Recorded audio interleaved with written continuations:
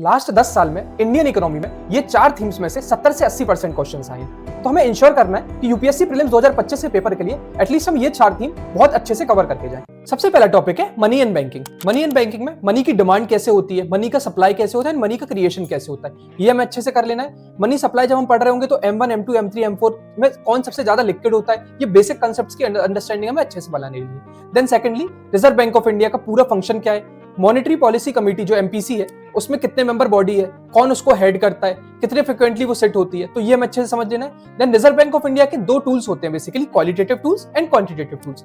Qualitative tools में repo rate हो गया, सीआरआर हो गया, एसएलआर हो गया, ये हमें अच्छे से समझ लेना है। देन क्वालिटेटिव टूल्स जैसे कि मॉरल सुआशन हो गया, प्रायोरिटी सेक्टर लैंडिंग हो गया, क्रेडिट रेशनिंग हो गया, ये हमें पता होना चाहिए। मनी एंड बैंकिंग के ही सेकंड पार्ट में हमें money market and capital market को अच्छे से कवर कर लेना है। इसमें जैसे कि ट्रेजरी बिल्स क्या होते हैं, कॉमर्शियल पेपर क्या होता है, जीसेक जो कि गवर्नमेंट का प्रोमिसरी नोट है वो क्या होता है, तो हम वो अच्छे से कवर कर लेंगे। देन दूसरा थीम है हमारा एक्सटर्नल सेक्टर। एक्सटर्नल सेक्टर में सबसे पहले तो हमें बैलेंस ऑफ पेमेंट में current account and capital account की बहुत अच्छी अंडरस्टैंडिंग बना लेनी।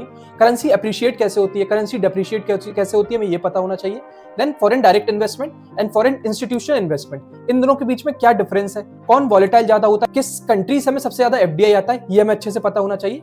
And thirdly forex reserve. Forex reserve में हमें कंपोनेंट पता होना चाहिए कि किस कंपोनेंट का कितना कंट्रीब्यूशन है। एंड लास्टली जो ग्लोबल इंस्टीट्यूट्स हैं जैसे G20 हो गया, IMF हो गया, वर्ल्ड बैंक हो गया, WTO हो गया, इन सब की कौन कौन सी रिपोर्ट्स हैं एंड कौन कौन से इंडेक्स ये पब्लिश करते हैं, ये हमें अच्छे से पता करना है। Next theme is macro indicators. Macro indicators में जैसे इन्फ्लेशन एक इंडिकेटर हो गया, तो इन्फ्लेशन के टाइप्स क्या क्या होते हैं। देन इन्फ्लेशन में consumer price index, wholesale price index, ये कैसे मेजर होता है, इनका बेस ईयर क्या होता है, हमें ये अच्छे से पता कर लेना है। Next is GDP. जीडीपी में ग्रीन जीडीपी क्या होता है, देन जीएनपी क्या होता है, इनको कैलकुलेट कैसे करते हैं, ये अच्छे से पढ़ लेंगे। And lastly national income. National income को हम कैलकुलेट कैसे करते हैं, ये सब हम macro indicators GDP, inflation and national income अच्छे से कवर कर लेंगे। एंड हमारी लास्ट थीम है पब्लिक फाइनेंस। पब्लिक फाइनेंस में एक तो हम बेसिक टर्मिनोलॉजी वो हम अच्छे से कर लेंगे, जैसे रेवेन्यू एक्सपेंडिचर क्या होता है, कैपिटल एक्सपेंडिचर क्या होता है। देन है डेफिसिट ट्रायो। डेफिसिट ट्रायो में प्राइमरी डेफिसिट क्या होता है, फिस्कल डेफिसिट क्या होता है, एंड रेवेन्यू डेफिसिट क्या होता है, ये हमें अच्छे से समझ लेना है। Then FRBM report. FRBM report क्या होती है, उसमें कंपोनेंट्स क्या होते हैं, इन्होंने क्या टारगेट्स दिए थे, हमें ये अच्छे से पता होना चाहिए।